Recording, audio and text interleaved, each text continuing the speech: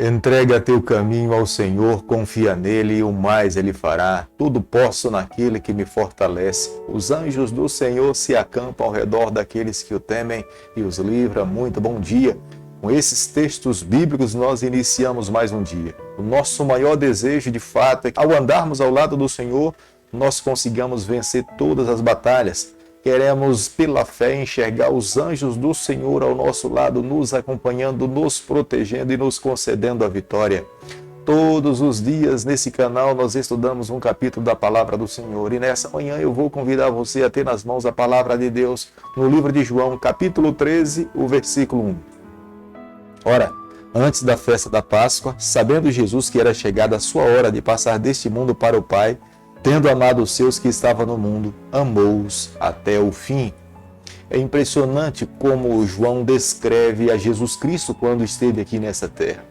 Embora Jesus tivesse consciência de todo o seu sofrimento, de toda a dor que ele teria que passar, de toda a rejeição, inclusive aqueles 12 homens que ele estava preparando para que pudesse representar o seu nome aqui nessa terra, e pessoalmente 2 estavam tão ligados a eles que eram considerados como sendo os discípulos amados, mas no momento mais difícil da vida de Jesus, nenhuma dessas pessoas estiveram ao lado de Jesus. Jesus, sabendo de tudo que teria que passar, João descreve, ele os amou até o fim. É um amor em comum, é um amor incondicional, não é um amor que nós encontramos em qualquer lugar.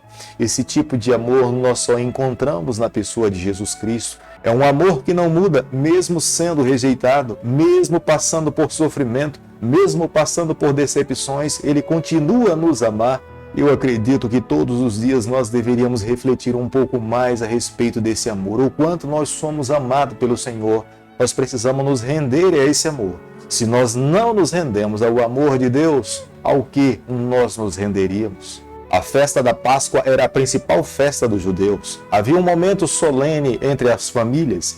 Eles se assentavam, um cordeiro era morto, e esse cordeiro era oferecido como uma lembrança da libertação que um dia iria acontecer para o seu povo. Esse cordeiro representava Jesus Cristo. Embora Jesus estivesse no meio deles, mas eles não conseguiram reconhecer a Jesus como sendo o Cordeiro de Deus que tira o pecado do mundo.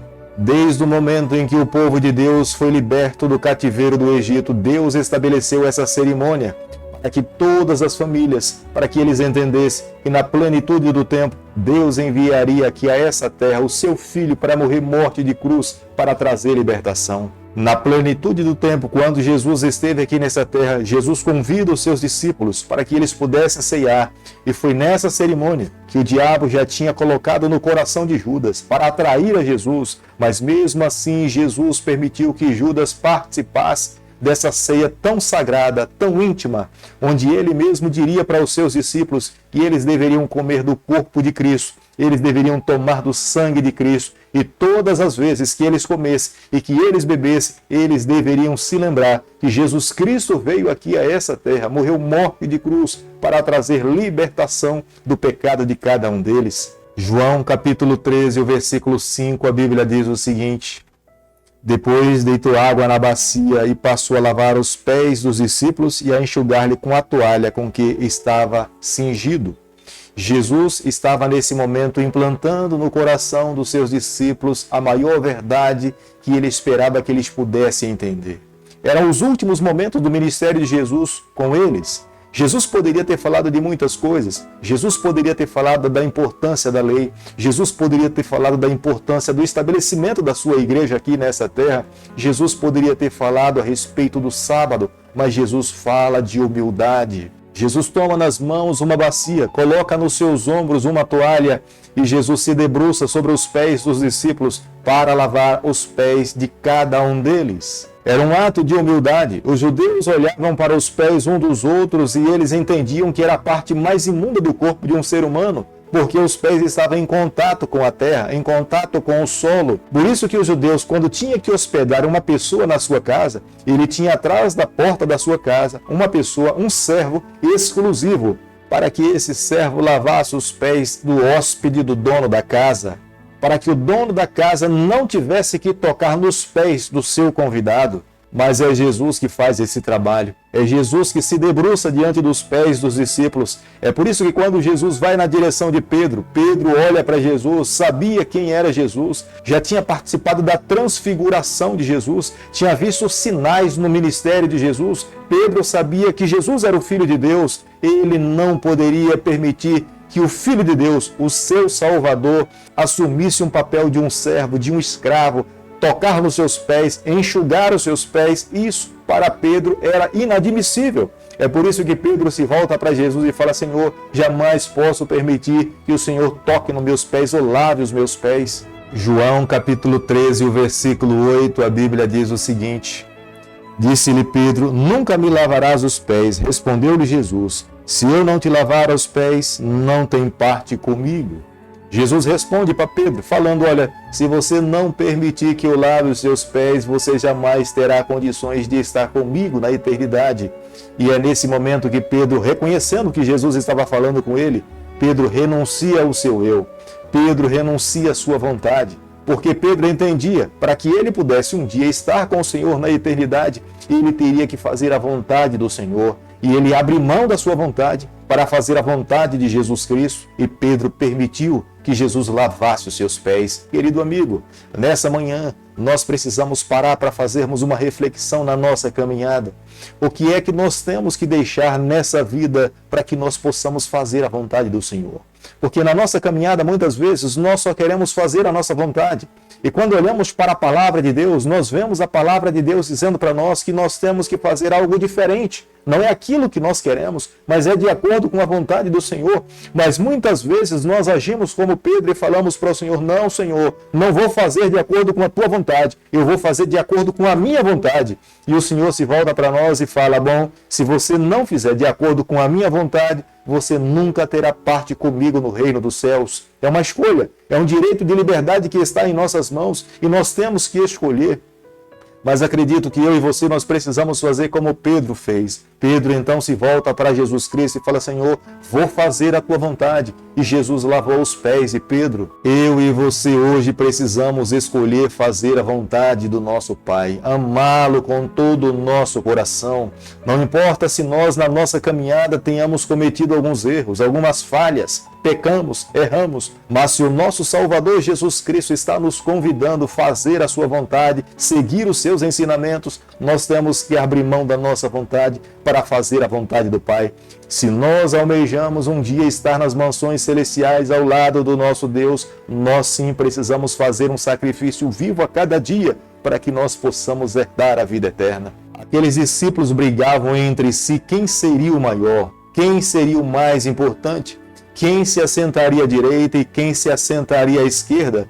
Mas Jesus sabia, para que a sua igreja pudesse prevalecer, o que de fato deveria permear, tomar conta do coração daqueles homens, era a verdadeira humildade, a verdadeira submissão. Eles deveriam se esvaziar e permitir que Jesus assumisse o controle da sua vida. Somente através da cerimônia do lava-pés nós conseguimos entender essa mensagem.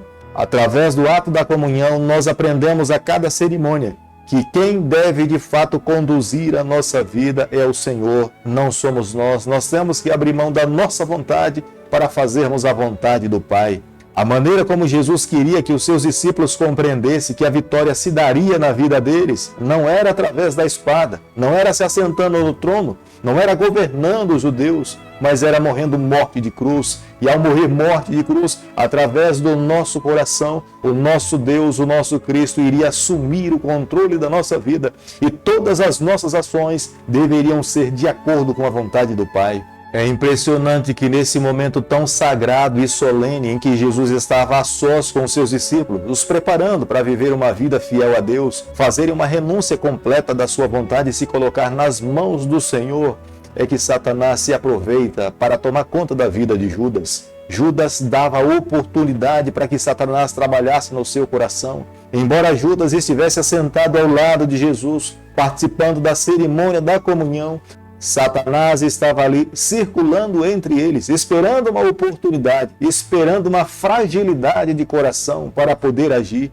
E se deparou com Judas fragilizado e aproveitou aquela casa, a porta do seu coração, invadiu e fez morada e o levou para que pudesse trair a Jesus Cristo. No versículo 34, nós podemos ver que Jesus fala que da mesma forma como ele nos amou, ele espera que nós possamos amar uns aos outros. O parâmetro de amor que nós devemos desenvolver no nosso coração é o parâmetro que Jesus amou os seus filhos nessa terra.